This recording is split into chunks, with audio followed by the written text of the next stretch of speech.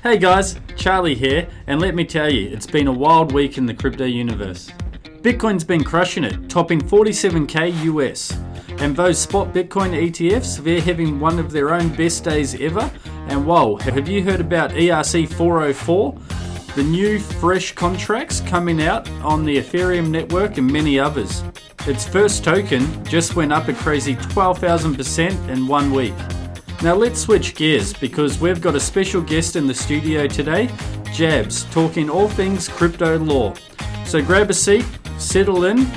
We're about to unpack all the latest crypto excitement. Welcome to the studio, Jabs. Let's get started.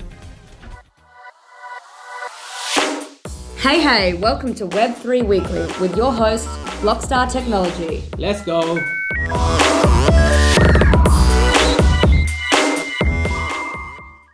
Hey guys, welcome to episode 64 of Web3 Weekly. Our special guest today, for the second time I believe, I wasn't in the first one, but we have Jabs with us, who is quite popular on Twitter, or as people call it, X.com these days. Jabs, would you like to give you an introduction of yourself and your background for everybody listening? Yeah, of course. So I go by Jabs. So full name's Gibran. I run a law firm here in Sydney. So been in kind of the crypto Web3 space since about 2020. Really got into it in 2021. That's when I opened my own practice. The kind of Web2 side is property and commercial law. And then slowly and steadily, as I went down the rabbit hole, I realized that there was a real gap in knowledge about Web3 and how it intersects with legal systems. And that's when I just got started in advising different projects.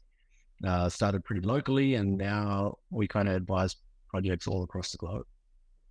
Awesome. How did you find that transition? I'm guessing, were you investing in crypto before 2020, 21, or did you just dive into the industry on the law side? Well, investing assumes that you actually make money, right? But so I wasn't really. I've become much more responsible since those days. But yeah, look, that's how it started. And then you slowly and steadily learn about, the background, the tech, the fundamentals, and then that's where the transition came. Was I got in touch with different projects, critiqued a few things, and people reached out on Twitter. And then gave them some kind of, thoughts, because back then there wasn't really a lot going on in the legal side. Now there's a lot to talk about. But yeah, so then there was just that kind of natural transition, especially with my kind of commercial background, and now, real property going into digital property. So it just seemed to make sense to me. I know it doesn't make sense to a lot of other lawyers out there, but here we are, and I'm sure they'll realize the relevance in the coming years. Yeah, so you were saying there's a lot to talk about now as opposed to back then. What kind of things or changes have you seen? I think the major change is just the appetite for both governments and regulators to start really looking into the space, especially since 2022, when we had a lot of major scams and pitfalls that really affected a whole heap of people. And when that happens, then regulators will try and jump in and to say, look, wait, what happened? What did we miss? What could have been prevented? How could it all have been prevented?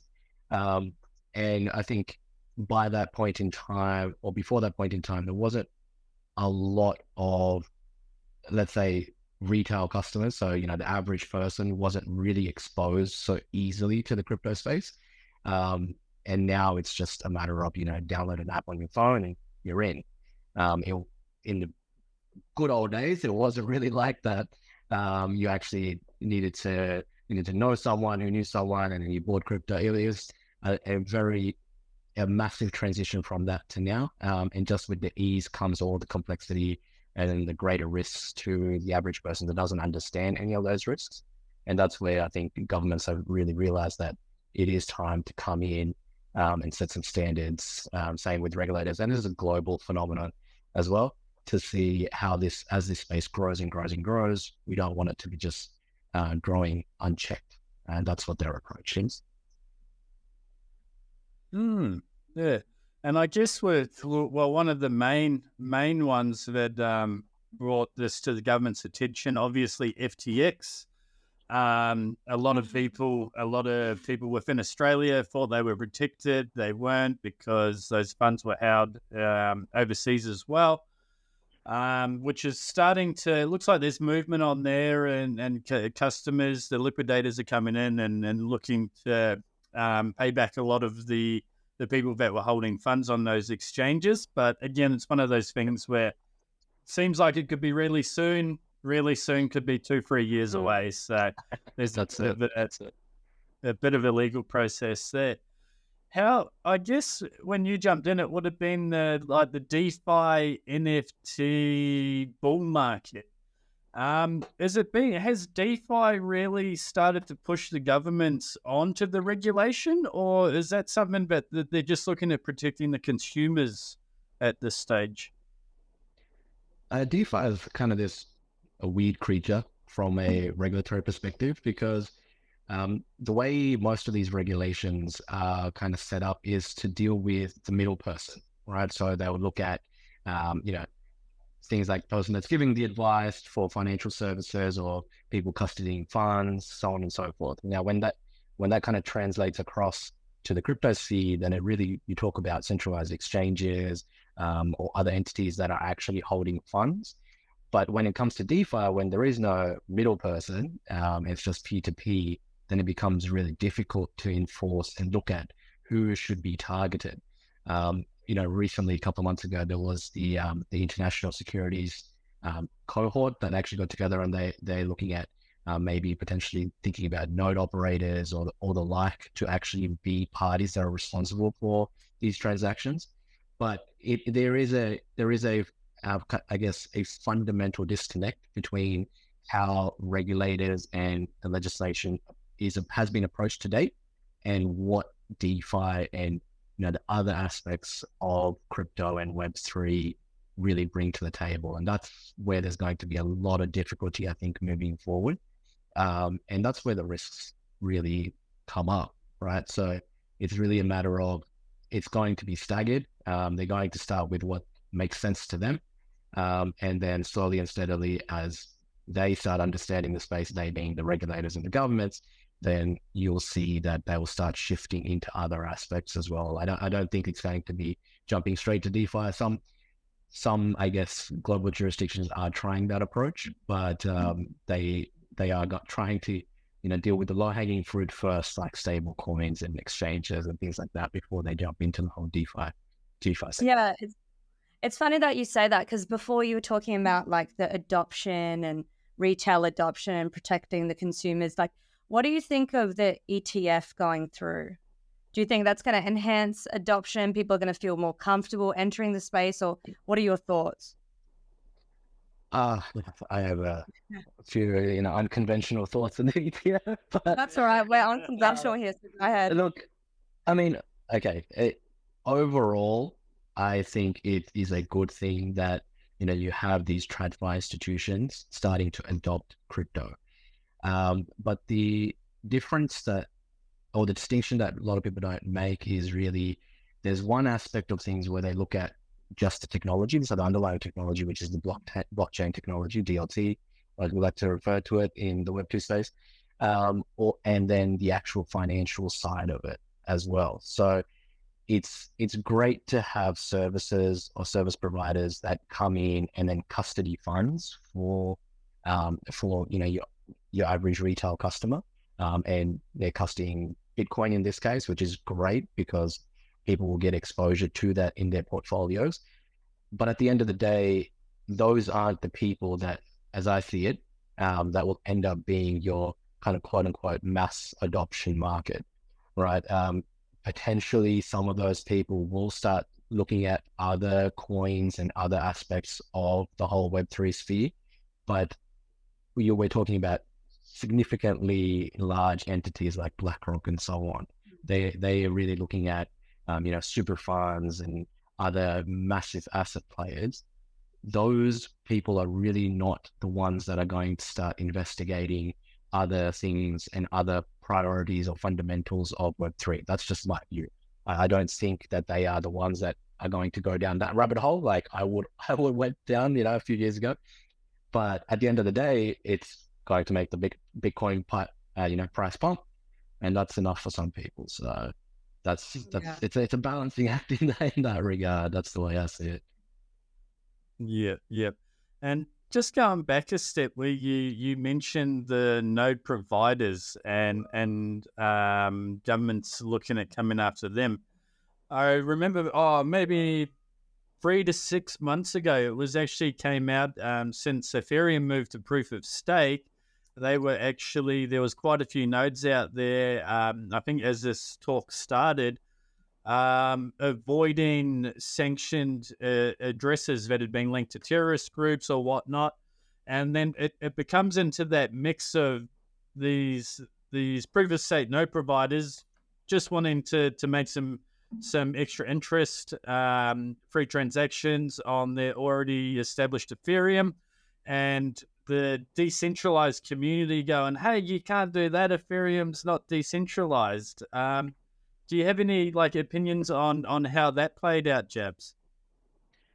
Look, I mean, I guess with any new technology, right, you have to take the good with the bad, right? That's the way I see it. With the whole Tornado Cash case, which is really going to ramp up in the next couple of months, that is really at the heart of this type of conversation, right? So you have a privacy protocol, essentially. It's self-sustaining on Ethereum. It can't be stopped. It can't be changed. Yet it allows people to maintain their privacy when they're doing cross-chain transactions, right? Now that privacy allegedly has been used by other entities like North Korea to launder money. The percentage of that seems to be quite small. I think it's single digits from memory. But because that entity has used it that way, it's been sanctioned. And then now whether they have that capability to sanction it or not, that's another question. Whether it should have been sanctioned or not, that's a separate question in itself, because now you're basically having everyone suffer at the expense of a small party, in I guess the financial sense of the percentage that actually went through. And that's where I say it's the good with the bad, right? It's we can't say that any technology is always going to be good. Technology, as I view it, is really a neutral phenomenon. It really boils down to how it is used. We could use that argument for anything, really any technological advancements throughout history. So it's where the conversation really is headed. I see it going down that path. You'll see a lot of jurisdictions. Kind of the standard approach is to not allow privacy preserving smart contracts or tokens. That seems to be across the board in the vast majority of jurisdictions. And that's, again, it's a fundamental clash between one aspect of Web3, which is privacy preserving, whereas on the other side, you have governments that want to control, want that transparency, but at the same time, are we entitled to privacy? What level of privacy are we entitled to? Gets into the whole conversation of people that say, oh well, if you've got nothing to hide, then you shouldn't have any issue. Well, it's really not just about that. It's way beyond that. I mean, we can get into this path and I can talk about it for ages. I like this conversation. So yeah. So what do you actually think, in your opinion, and it's okay, we're not being too formal here, in your opinion, because that's something that sort of bothers me and upsets me. I think that people should have a certain right to privacy to an extent. And I've seen recently, Monero's been taken off a lot of exchanges, and they're really going out of their way to prevent anyone in this space really doing anything to obtain privacy. And I know you're talking about it, but as a person and as someone in the space, what do you actually think of this whole point about removing any element of privacy? Look, I mean, my belief is privacy is vital. It's vital to any kind of democratic process. I think it actually extends to that degree. But the problem is your average person, especially in a country like Australia, on balance of convenience and privacy, they're always going to go with convenience, right? And that we've seen how that has played out with all these hacks throughout the last year, basically, right? From sensitive medical information to identification documents, it's been crazy. Whereas you've got a technology here with, the potential of, ZK proofs that could actually diminish or significantly reduce the risk of something like that happening. So, and then it comes down to, well, okay, do we allow that level of privacy or not? And that's really a matter for, I guess, obviously governments to decide, but it boils down to the public actually trying to understand what level of privacy do they feel that they should be entitled to. And right now, I think across the board, especially the last probably 15, 20 years, I would say, people valuing privacy in a very safe country. It's not a high thing. It's not a high priority item on the list of things that they're really focusing on. So it's not just a government conversation. It then becomes a very societal conversation. Whereas when I talk to other kind of people across, like, for example, in Nigeria, I speak to a couple of projects there. For them, privacy is a very significant part of their day to day, right? And at the same time, they don't trust their intermediaries like their government or their banks. So then it becomes a completely different conversation as to why they want access to Web3 technology and the services that it provides. Yeah. And so do you think maybe that sentiment here in Australia perhaps has something to do with lack of knowledge about the technology, like really understanding how transparent it actually is?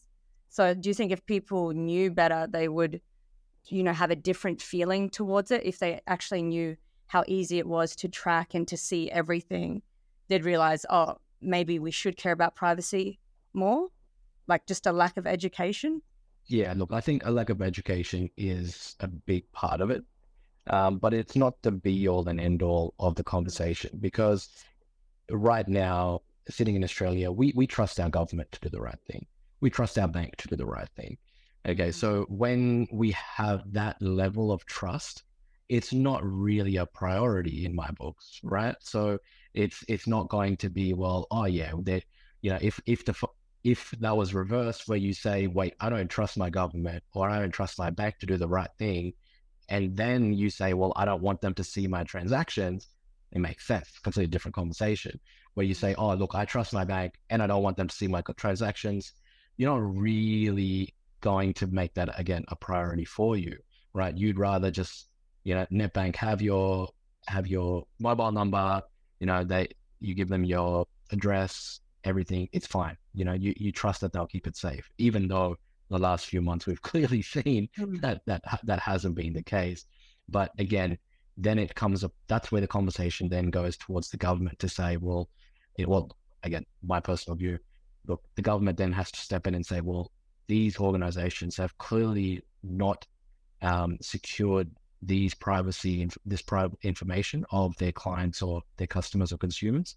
What level of penalty is appropriate to that? Because right now we don't see any of that conversation happening, right? The last press conference, there was a big hoo-ha about the fact they were able to dox the Russian that actually did the hack. But what happened to the entity that was breached itself? What procedures were followed? What internal policies were looked at? We don't have access to that information. I think that information is very important. And once we have an awareness of that, then we can have a conversation about, hey, wait a second, this internal policy could be significantly improved by blockchain technology or the underlying technology of Web3 itself. So I think it's a very step-by-step conversation. And I think we're very far removed, especially sitting in Australia, from appreciating how important that conversation actually is. Yeah, even if you look at like the apps, any app you're downloading, what information they're getting from your phone. these are just apps. You download an app for your kid, and that's pulling all your contacts, all your camera roll in, your microphone, your location settings, and we haven't even got to sorting that TikTok. part out. Oh, I love TikTok. I do love TikTok. I give them all my data. And he's from Singapore, Maureen, not China. What? That's a recent golf case happening at the moment. But anyway, but yeah, the importance of privacy. I think we in Western worlds don't care too much about it, except for Maureen. Maureen's I'm going to ask a dangerous question when you finish that. Go ahead. You go. Because I think it's funny that you said privacy, but then Jabs also referred to people's level of trust in the government. And given that we've somehow slid onto this conversation, I'm going to go ahead and I just want to throw it out there. Since we're on this topic, like, what are your views of CBDCs then? I think they play a role, but they should be approached with a lot of caution. Okay. My view really is, at the end of the day, the law itself never keeps up with the rapid changing technology that we have right now. I mean, regardless of whatever conversation you want to have about, for example, Mika or VARA in Dubai or all the consultation papers in Australia, none of that is really going to keep up to pace with everything that, I have been privy to this year that's been developed. I just don't see it happening. That's why all legislation is drafted so broadly. Now with CBDCs, the question then becomes, okay, let's say we create a CBDC. It becomes that we take away the need of, say, banks. You have access to the Reserve Bank straight away. They have access to this information. Now, for the average person, that's probably not a big concern, again, because of the level of trust that we have in our government and so on and so forth. But at the same time, then legislation has to be put into place to ensure what degree of visibility will they be allowed access to, whichever entity, be it, federal police or the bank or the government. That's where I think the conversation gets really tricky, right? So I don't have some fundamental belief that the technology shouldn't exist. I think CBDCs will be good for a lot of things, but the level of protection and the conversation around that, I think that's where it's very important. And that's where, if we don't get that right, things can go down a very slippery slope. But again, I'm not to say that, it's a dystopian thing altogether. That's just not my view. I think, again, it's a neutral technology. It will have its advantages. I mean, if we talk about, for example, from a Web3 perspective, if you had instantaneous settlements of property, commercial transactions, that can all benefit from a CBDC. I guess moving forward, just to stop, or protect people from having to deal with this, would you see a world in the near future where our money will be replaced by CBDCs? Or would you think maybe that's a dangerous thought, to completely go on one system as opposed to the other? Do you mean cash in that aspect? Yeah, just transferring everything across to CBDCs. Yeah. So removing cash. Yeah, because I know that they're trying to go cashless as it is. So I mean, it's a given that we're going to go cashless, right? I mean, and again, that's where the conversation of convenience versus privacy or other things comes into play, right? It's just easier for us to do transactions that are not cash. It's easy to handle, easy to manage, easy to reconcile as a business owner, right? It just makes more sense for me to do. But when it comes down to a CBDC, I don't think there's any real kind of short or medium term project or inquiry in any jurisdiction that is really going to be put into place. I just don't think that is a priority in Australia as well. There are a few projects that are being trialed, but it's going to be, I think, a very isolated approach first before it would go down to a mass retail CBDC. So I don't think we are anywhere near to a retail CBDC, But for commercial settings and things like that, I think that is where the first step is going to be taking place. And I think that's not overall a bad idea. Yeah. And that will give us a lot of time to determine what exactly we should be doing before we get down to the retail CBDC question. Yeah. Sorry, I'm asking so much about CBDCs. This just happens to be a point that interests me a lot, because I'll just one more question and then Charlie can take over. So, like, hypothetically, I mean, if we were, say, to take a look at its use, because China's already rolled out their CBDC, have they? The digital. I'm not sure. The digital, have they? Do you know whether they have a digital yuan, and there is a lot more that they're doing as far as I understand it. Yeah. But again, I think that's where a conversation about differences in cultural acceptance also come into play. I think we as a society in Australia can't even fundamentally think of ways in which that wouldn't interfere with our privacy or wouldn't interfere with, what we want as a society. Whereas there are, in different countries, different use cases for a centralized currency, a centralized digital currency. And there's always going to be different expectations of a, group of citizens with whatever country they're in. And that's where I think there really can't be, in my view, a global conversation about CBDCs. It has to be very specific to each nation state that we're talking about, because each of them are, fundamentally are going to have inherent ways in which they will deal with it and inherent requirements from their citizens of what they would require in that legislation. So that's why I think a retail version is way down the line.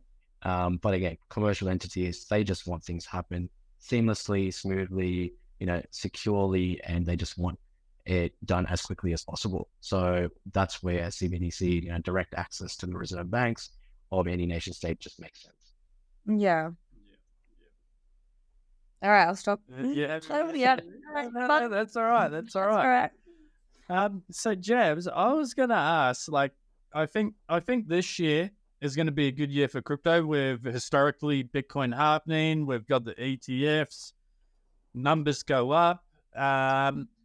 What if people normally you'd see people make a bit of money on their crypto and they want to start their own cryptocurrency project?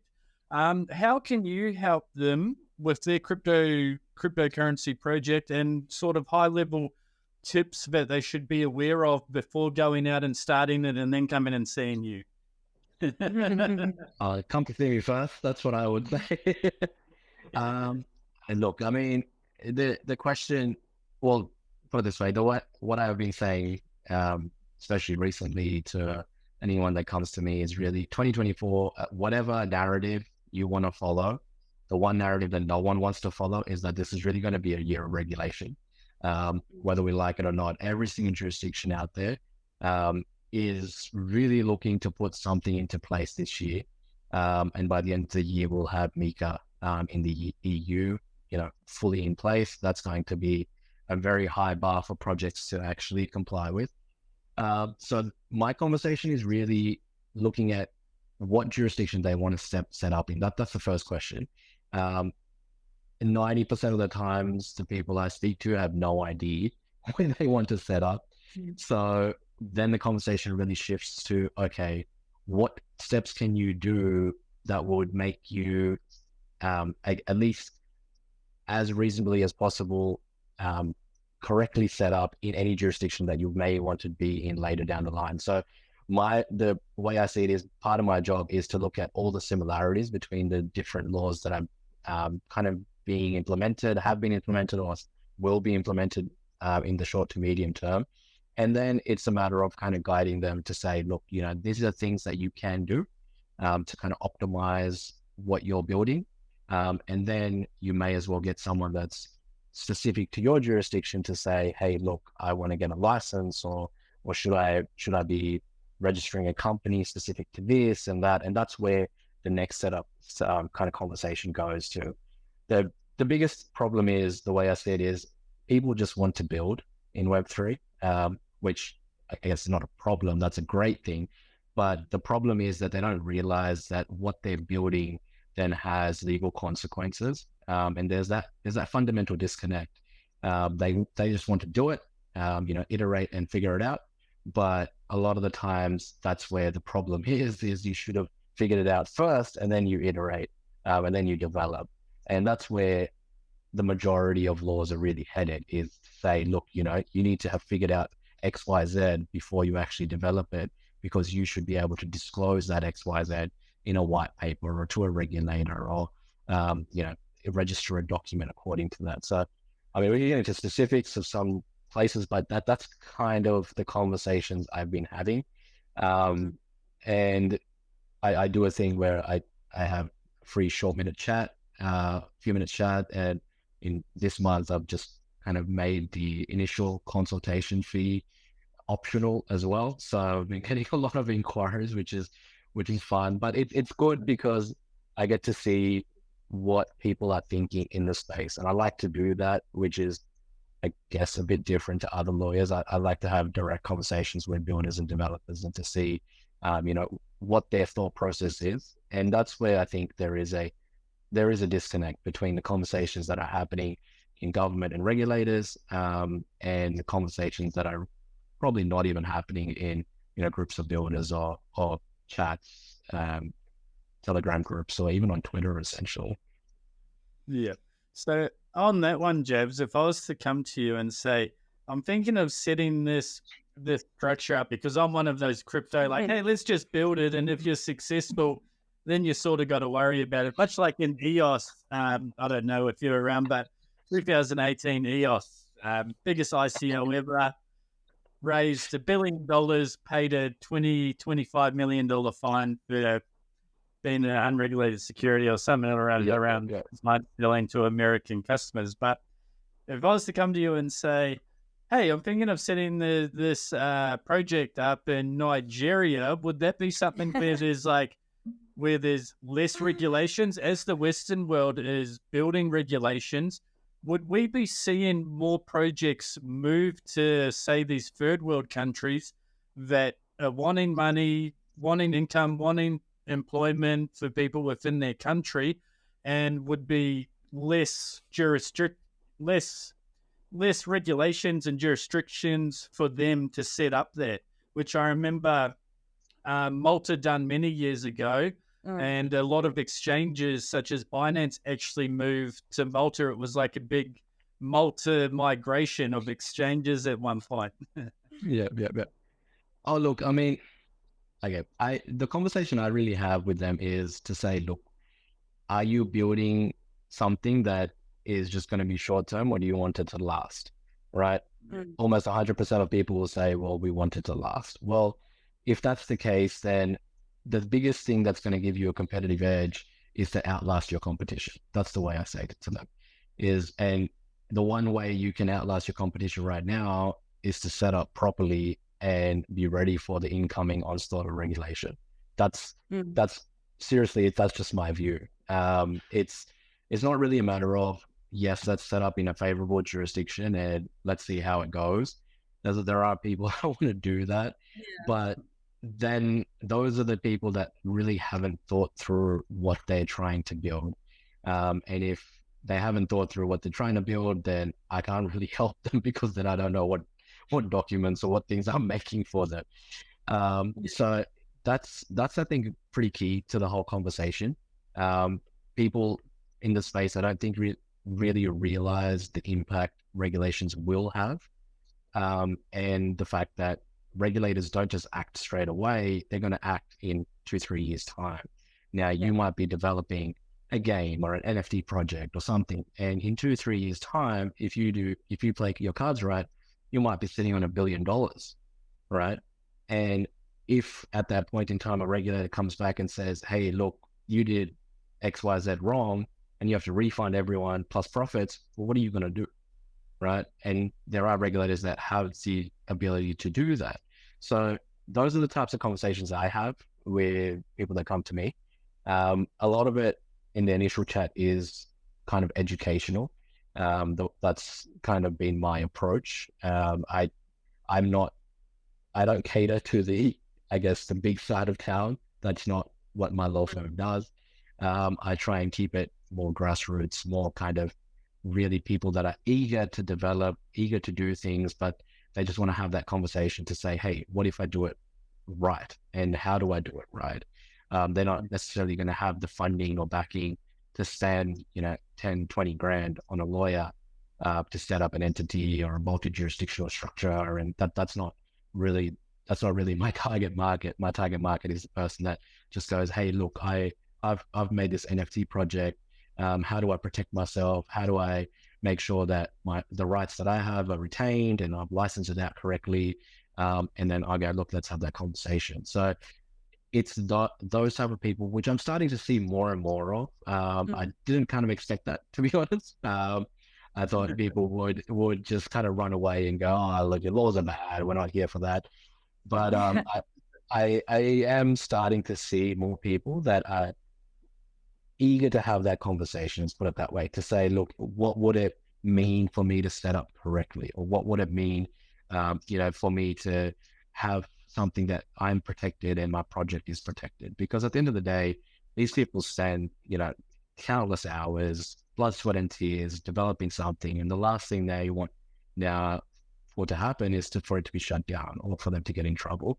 So that's kind of, I'm not sure if that quite answered your question, but that's the conversations I've been having.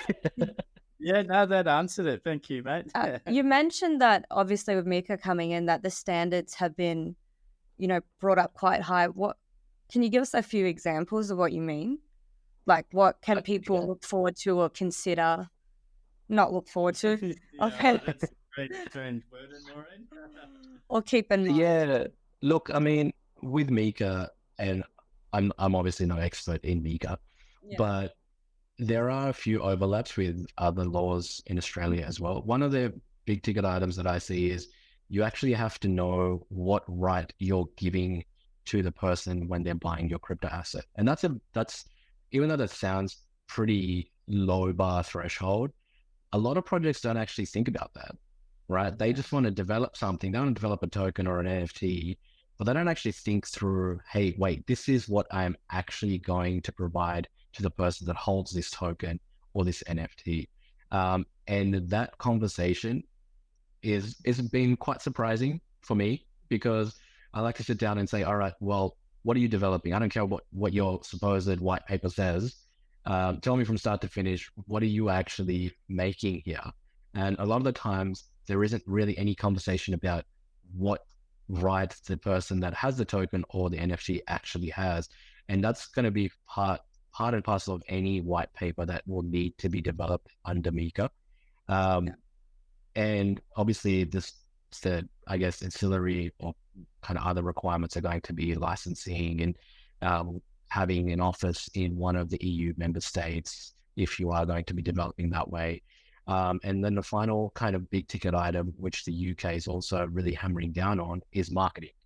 That is going to be, I think, a space that's going to be very heavily enforced as the time moves forward, because in my view, that's a pretty easy to enforce kind of set of regulations, because you can easily see what's being posted online, what videos are being made, what's being shared in groups, so on and so forth.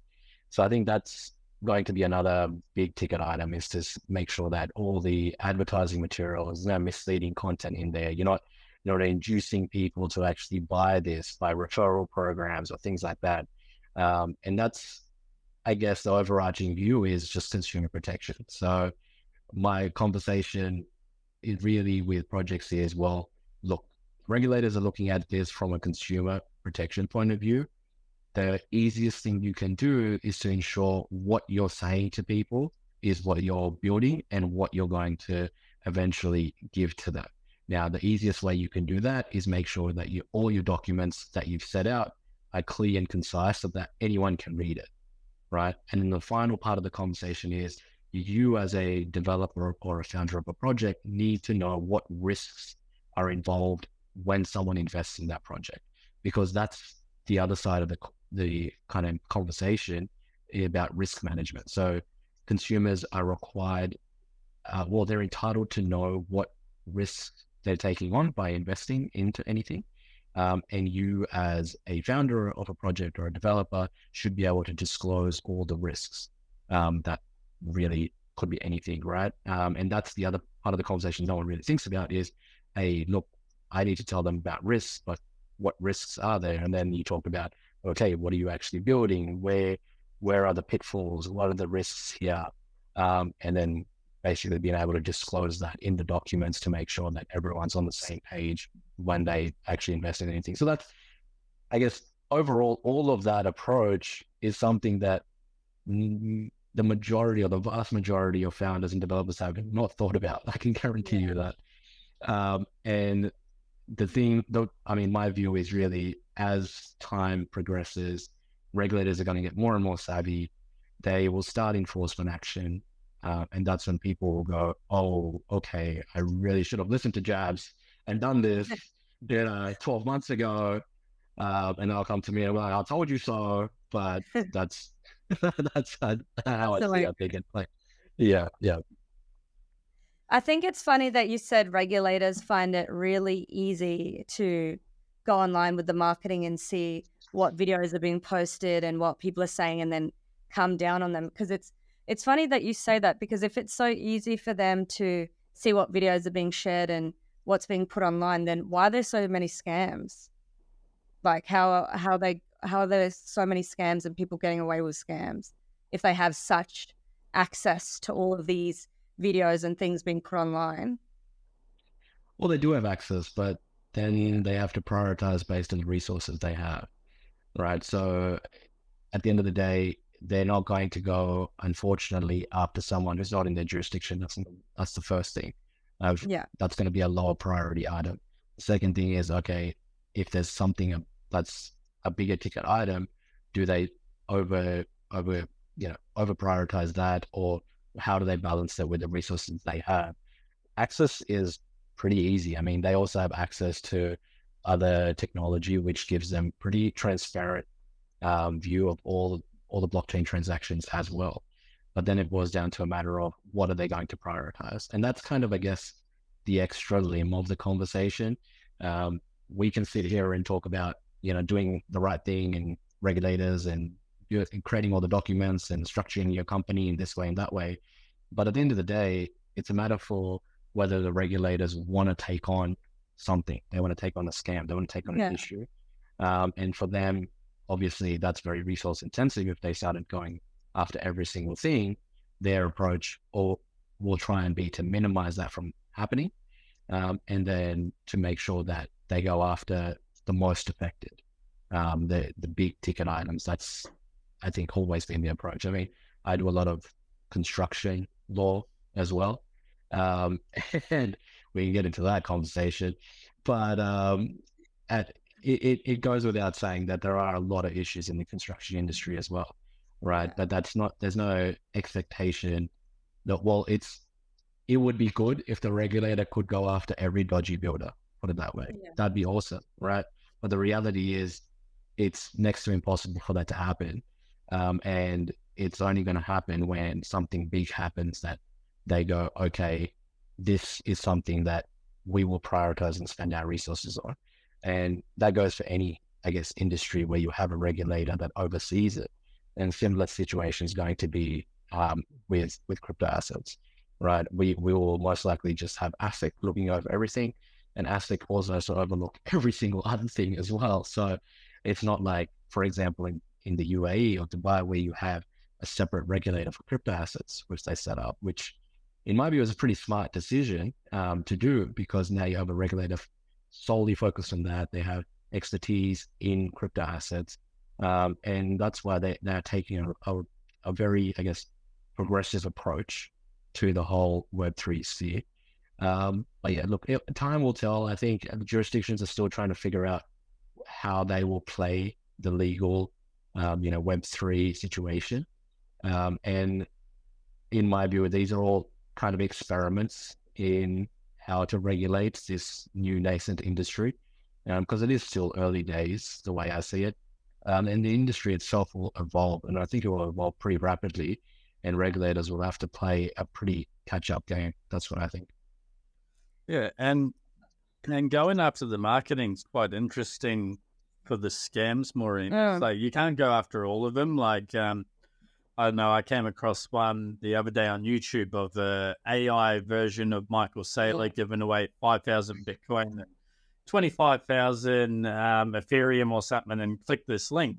Where when those governments bring in the regulations on that marketing side, and there's a framework for, say, YouTube and the amount of Twitter scams that are promoted on Twitter at the moment, it's like an extra questionnaire. Like if you're going to advertise gambling or something like that, there's when it comes into cryptocurrency, there's those extra requirements that have to be filled out, maybe in a framework system. I think would be the best way to catch them before they actually get on.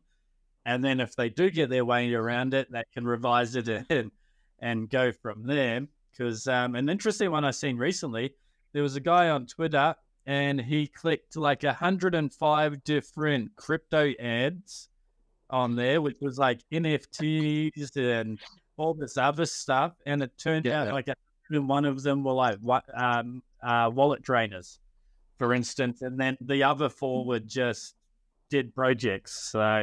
So yeah, that inside. And we've seen the likes of, Floyd Mayweather, a few other celebrities. Floyd Mayweather being the main one, or maybe Logan Paul as well. Use their celebrity status to get that project, and a lot of people invest. And the developers behind them, they've been paid an X amount of dollars just to post that. And the developers behind it, or the project managers behind it, have just siphoned those funds out. So definitely needs to be that protection.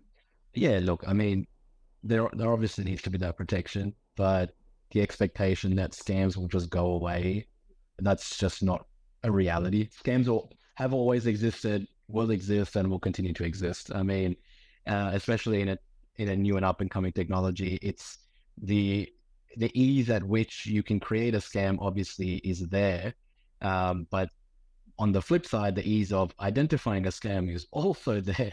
And that's when it boils down to a matter of education. And I was literally having this conversation yesterday, was when email actually first came out, there was no thing called a spam filter or a spam folder.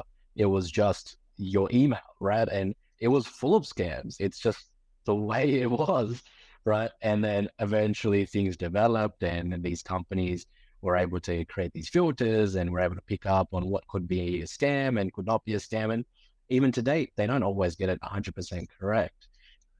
So that expectation that crypto is any more prone to scams, I think that it's probably fundamentally incorrect. It's just now that it is hyped up. And the other problem is that, again, balancing the pros and cons of a new technology, right? You have this technology that is immutable for a reason, but on the flip side, if it's immutable, then you can't get, what you lost back. So it gives you that security that the transaction has happened and it can't be reversed. But when you talk about someone who just wants to jump into the space and doesn't have that level of education of what it means to actually have custody of your funds or your crypto, and then they can't get it back, then that's just part and parcel of the space you're in, unfortunately, right? Like, you got to take the good with the bad.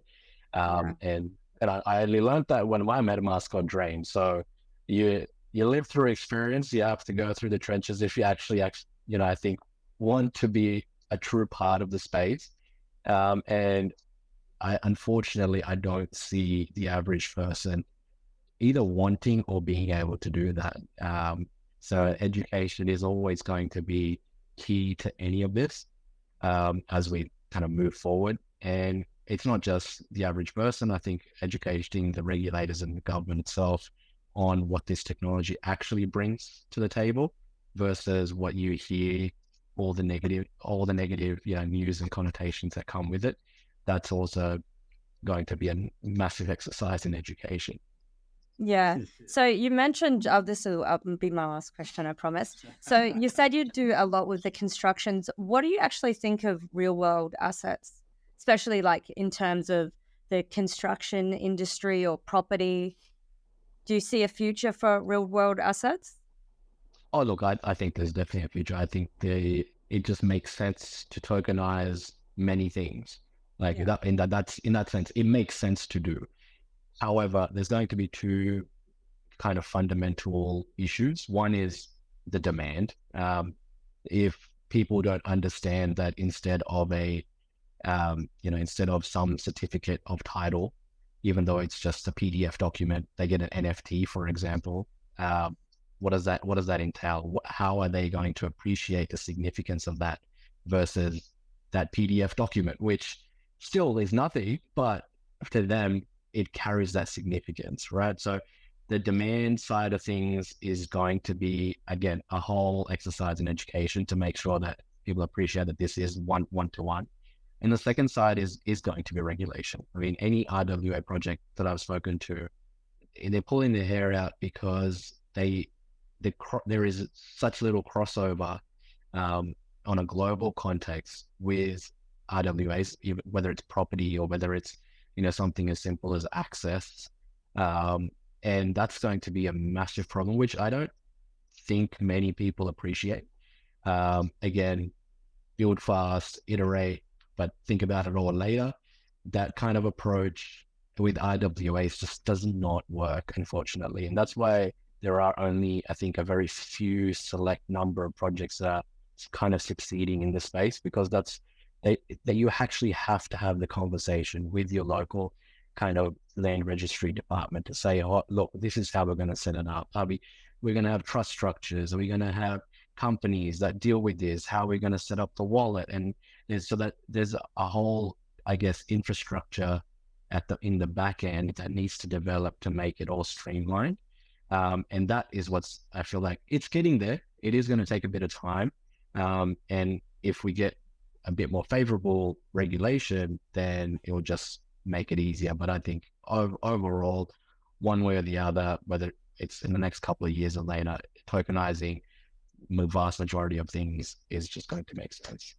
Yeah. And with the RWAs, Jabs, do you think it's going to be the big side of town that's going to take advantage of that with all the regulations and the hurdles that people are going to come across? Like I've noticed JP Morgan has already got their Onyx system running for tokenizing different assets. Or do you think the little players that, under $50 million budget, maybe done a VC raise, do you think they have a chance within this global scale of RWA, real world asset tokenization? Yeah, look, I think they do, because, taking a step back, it really comes down to how you're looking at RWAs. People love to look at it as, tokenizing property and big shareholder agreements or something like that. They love to just talk about that. But it can be as simple as tokenizing. You have bought this NFT that gives you a right to enter an event, right? That access is an asset to you. It's a valuable thing and essentially you could then define that also as RWA. So I think there's a whole spectrum that RWAs will cover. I mean, I think a few months ago, someone gave their sneaker collection to a middle custody entity, which then issued an NFT, which they used as collateral for a USDC loan on a DeFi project. So that is all RWA, right? So you've got an asset which some people wouldn't view as an asset, but to you it is, and there's some value attached to that. And someone on the other side of the globe is also going to attach value to that. And now you've created this system where through NFT and through other technology, you've been able to prove that this asset is held by this entity, and therefore I can get a loan and using that as collateral. So I think there is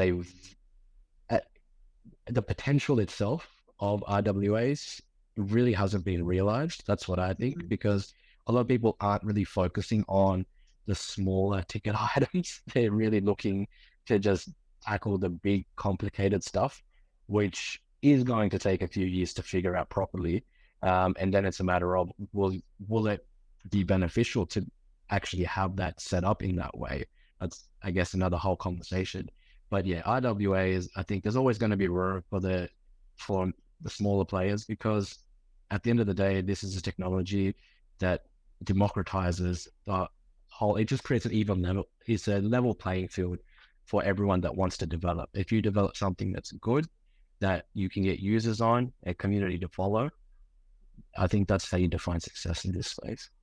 It's very different to a IRL small business. Where the way I say it is, in a business setting, when you're dealing with your customers, your clients, it's very transactional. And by the end of it, when you've purchased something, you've walked away, that's the end of your transaction, right? Whereas in Web3, when you give someone an NFT, you've attached a right to a token or anything like that. It's an ongoing relationship, right? So that's where it is a big difference that people don't really appreciate. But if you start building with that in mind, that, hey, wait, anyone that holds this right, whatever form it might be, is going to be part of your sort of, it's also, they're also your consumers, but they're also your community. And how do you deal with that moving forward? Yeah, and I've actually seen that with the Pokemon cards. PSA graded, of course, on courtyard.io, where they done the same thing. They, you can sell that, and then you can use DeFi to loan off your Pokemon card. Exactly. Which is actually pretty cool. I found it. Yeah, I was like, hey, that all makes sense to me. Yeah. And it unlocks a whole of, a lot of value gets unlocked in this way. And that's where people, the whole conversation about NFTs are dead. People fail to realize that it's not so much about the JPEGs. It's more about the underlying tech, which allows you to unlock all this value, which, by representing things on chain, these are off-chain things that get represented on chain. And that's when the real value unlock is. Yeah. And there's been like also fractionalization, like collectibles around for quite a few years now. There's one in America where you can buy like Jordan sneakers, like all these original collectible items that are in the hundreds of thousands of dollars that me personally would be able to buy outright. But I could buy 1,000th of that. But the only thing is that's been tied down to American citizens. So with the NFTs, it can open up a global customer base. But with us coming up to our 1 hour mark, Jabs, I'd just like to share rwa.xyz. I actually just found that one this morning, which I shared Maureen and Spear, and it looked interesting. They've got a quite bit of like real world asset investment. Felt like a bank. I only had a 5-10 minute look, but check that one out, mate.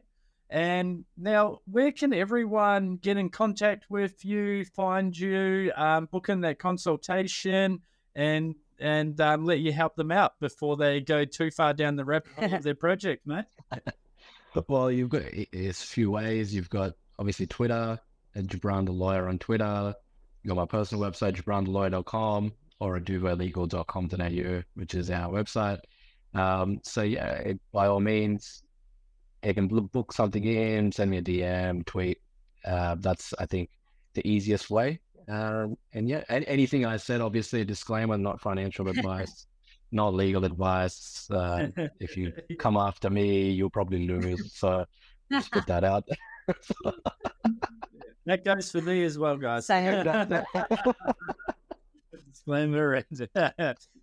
Maureen, we actually had a disclaimer. I thought we had one, especially for you, Charlie. Well, awesome. It's always a pleasure. I think we'll have to get you back on the show. By all means. By all means. No, it was great to chat, guys. Let's CBD talk next time, and then we'll go from there.